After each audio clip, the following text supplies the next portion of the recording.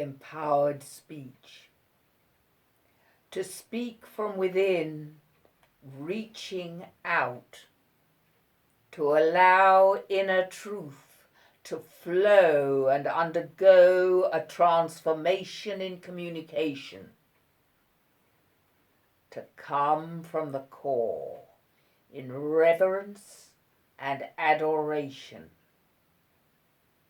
to melt the barriers and be fully open, unafraid, channeling subtle energy.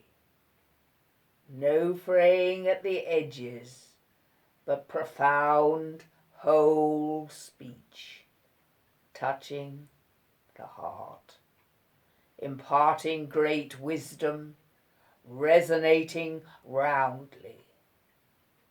To ride on the breath and recite, to ignite with life, shining out, alive, endowing each word and phrase with inner strength and subtlety. The sovereignty of the word lured from its hidden lair within, and appearing charged from above, beyond emotion, yet felt. Empowered speech moves and clarifies. It uplifts in its utterance and mystifies. It is real sustenance and fills both speaker and listener with mutual transcendence. Empowered speech instills grace and truly faces reality, cuts through superficiality, and eloquently lives. The inner presence conceived, all inner tension relieved, by the inner flame touched, lit.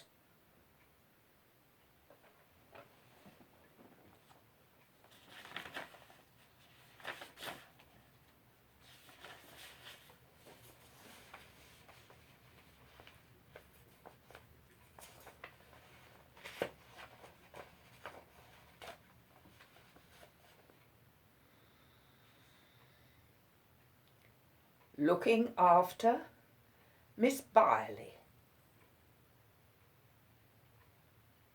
It is known, you said, but I'd been overthrown by doubt.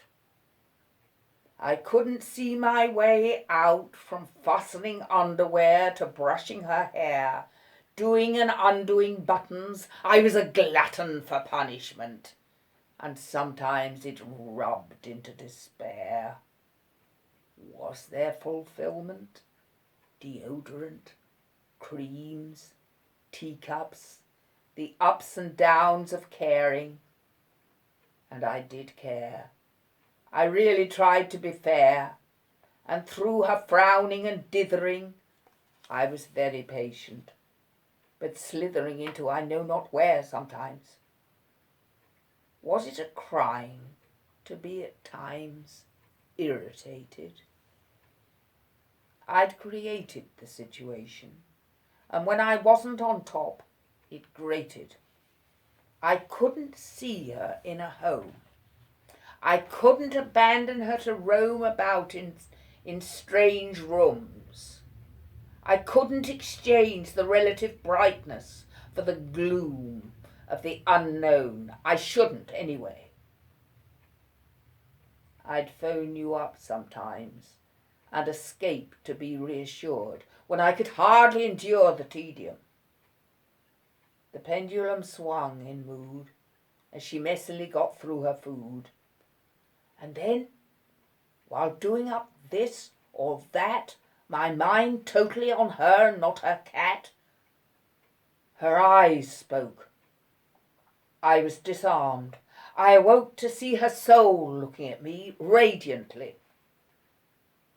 So calm, so serene, so loving, so pure. For a moment, I was unsure, not knowing where to look. "You're looking at me," I blurted. "I mistook you for an angel, I thought." and I skirted round the issue. But I'd seen the real being looking through into my eyes from beyond the skies. It is known, you said, and now I knew, beyond any doubt, that this is true.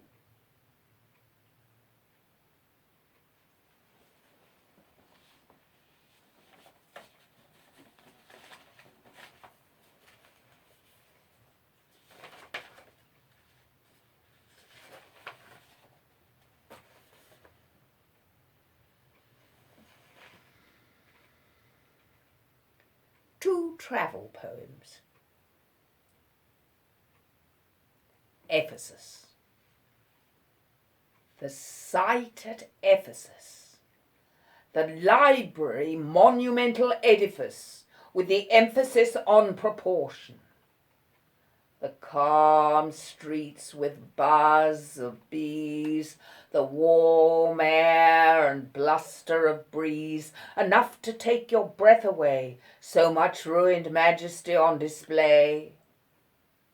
The auditorium's echoing stone, and Hadrian's temple still, white, muted in tone. With the pale beige dog that wanders in and out of the numerous sections, while tourists, elated, give individual inspections and conjecture as to when and how. So this great city stands now, a clod landscape.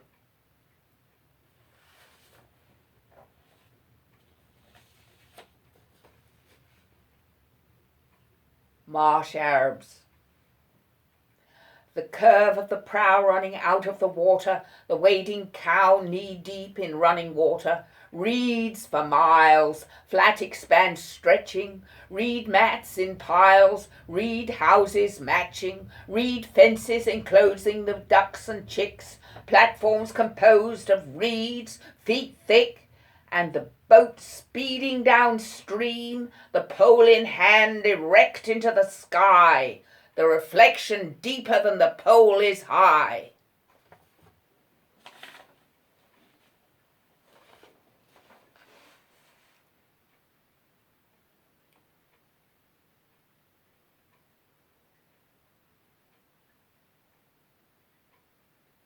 Something other ventured into my flat.